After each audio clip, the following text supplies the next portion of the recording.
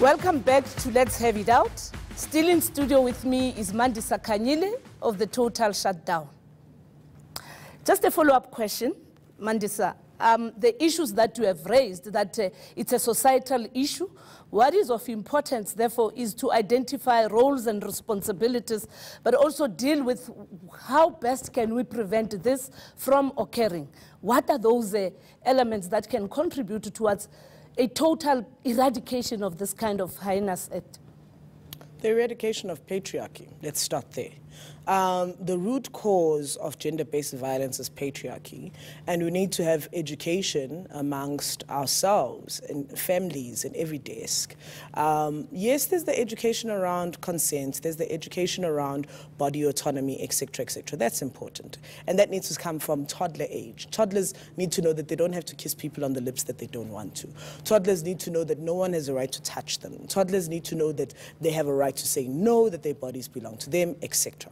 But also we need to change the way in which our society is structured by ending patriarchy. Dismantling patriarchy is the absolute core being and the beginning of the end of all of these things. Because once we live in a society where all of us are seen as equals, it's not going to be that easy if you see me as an equal to undermine me, to abuse me, to treat, to unequally pay me, etc., etc. All of these issues that lead to gender-based violence, root cause of them is patriarchy. Well, let's hear what our viewers have to say. Lwazi Nzama CBC on WhatsApp asks, why is the ANC Women's League in particular not uniting and demanding firm action against Mduduzi Manana if it's really genuine about the gender-based violence? Why is it allowing him to even preside in our structure in the ANC? Thank you for raising your question, Lwazi. I think just on my side, I will actually want to indicate that in the ANC, the organization that both Mduduzi and myself belong to, we have put together an integrity commission whose responsibility primarily is to deal with these kind of issues, and the matter of Mduduzi Manana is also not outside of that particular process. Thank you very much. Let's continue then with the other issues that have been raised, and I'm definitely sure that without having to limit the contributions that are coming through social media, it would also be quite important that we afford my guests here on the podium to continue engaging so that we are able to understand and find one another as the South African society on this matter. May I just make a comment about that particular yes. input? I think as the ANC, it would actually send a very strong message if you took him out of your NEC. He's resigned as a deputy minister, he's resigned in parliament, and that's been through societal pressure. I did see that the ANC Women's League Young Women's Desk did actually call for that action. I think it would be decisive action as the ANC for you to get rid of him.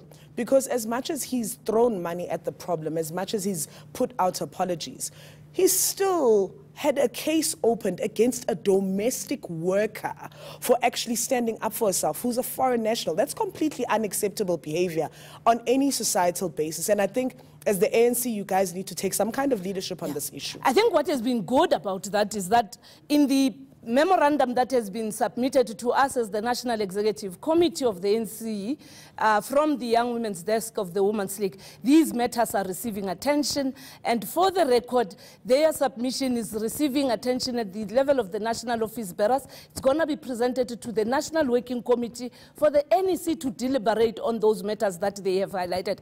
And as the Secretary General of the ANC has pronounced, this will also have to go up to the branch of the ANC so that the ANC can then respond to the demands and the insistence of the ANC Women's League Young Women's Desk to say, let's clean our house first before we can think we can champion societal issues, because we all belong into the family called the African National Congress.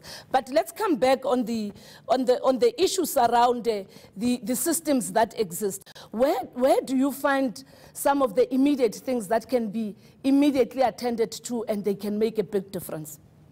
For one, we need to capacitate. There's there's already a lot of good programs in place, e.g. Tutuzela centers, that are closing down due to lack of capacity.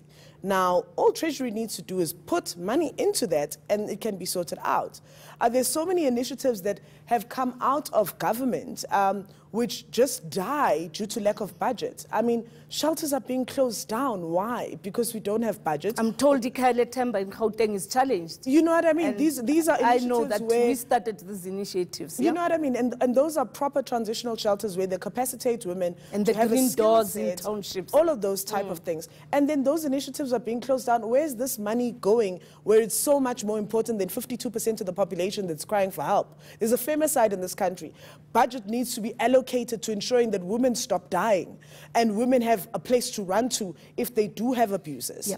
Just over a few months, including the incident that has happened with Kensani, the management and governance in our institutions of higher learning, do you really think that we expected something that has been exposed, that those sites are not sites of people who respect one another? And what is it that you think has to be attended to in the institutions of higher learning? Because there's been an outcry of abuse even there.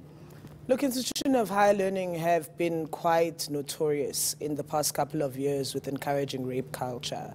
RU reference of being one of many initiatives that has taken place at institutions of higher learning to say, listen, women are being raped on campus, criminal charges are not being opened, and instead campus is dealing with it internally, a law unto themselves. And women are having to go to class with their rapist. Women are having to, like, I can only imagine the trauma and the triggering effect of having to sit in class with someone who's raped you because the university is still busy with internal processes. This needs to end today. People must understand that rape is a crime and needs to be treated like a crime and not some pet project of the university to try and solve internally. So that problematic behavior definitely needs to come to an end.